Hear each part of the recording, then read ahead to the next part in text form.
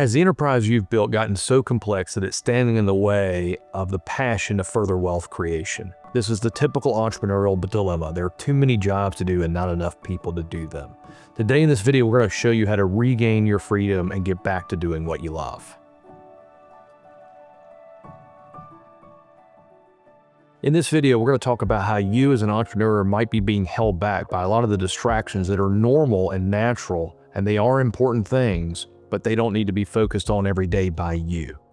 Let me tell you what I mean by that. So often I see entrepreneurs who are incredibly gifted and incredibly successful, but spending their time on things that they don't need to be. They're being a little penny wise and pound foolish, trying to save a few dollars by not hiring really competent professionals. I'm a huge believer in Robert Kiyosaki, who wrote the book Rich Dad, Poor Dad. And one of the things he said over and over and over is find really good advisors and pay them incredibly well. We all do this, and you know exactly what I mean. We all find ourselves doing things that we know we shouldn't be doing. We talk about it all the time. I'm worth $1,000 an hour, $10,000 an hour, yet I'm doing $5 an hour work. And the reality is, the biggest dilemma is you're not sure what to do with it. You don't have the time to stop and figure out how you can handle this problem and offload this to someone else. It's the who, not the how.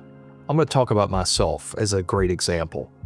I certainly knew I was way behind. We got to a point where we had so many entities. We had one bookkeeper and a couple of outside CPAs. I was so in the middle of it, so in the weeds, I couldn't get any perspective. And all I really felt was overwhelm, anxiety, and fear. And I knew I had to take a step back and gain a different perspective, a different orientation to the problem. And I needed additional resources that didn't exist at the time to solve these problems. I must find great resources and delegate. I know you're likely feeling a little overwhelmed and perhaps even a little bit hopeless. But the good news is there are solutions. Here are 3 things that you should be thinking about and keeping in mind if you want to regain your focus and eliminate the distractions. Step 1, get really clear about what you do best and really only you can do, and it is your highest point of contribution to the world, what they will value most and pay you well for. For example, myself. The things that I'm best at is building and creating the biggest relationships, being in the rooms for the big meetings, casting vision, setting strategy. It's not some of the other things that I might be able to do, but I'm not best at and I'm not passionate about. Step 2, I want you to get really clear about the things that you're doing that you know you likely shouldn't be doing. They're not part of your highest and best use. You're probably not the best at it, and you certainly don't love it, and it's distracting you from the things that you really need to be doing. And you need to start thinking about who can do those things.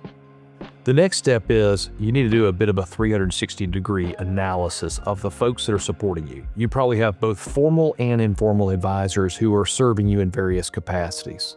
The question is, are they even aware of what you need? Do they know what they need to know? Are they capable and have the expertise necessary to support you? You need to get really honest with yourself. Too many people hold on to advisors that are not serving them well and they don't equip them for success. The value of this exercise is when you are completely calm and clear and focused. You can truly identify what's holding you back and start to do something about it. As they say, the first step is admitting the problem. By implementing these steps, you'll find yourself getting back to what you love. You'll find you have more time for it and that creative passion will come back. The point is, there is a real dollar impact to spending time on this initiative. Now, I know this was a lot. If this video resonated with you, I would encourage you to share it with a friend or colleague or advisor that you can have a thought-provoking conversation with and who can maybe hold you accountable to actually execute on this process. Also, if you want us to go deeper in this topic or explore another topic, please comment below and check out the link in the description to check out other resources that we may have that can assist you. I'm Drew Adams from Atticus, and remember, wealth creates.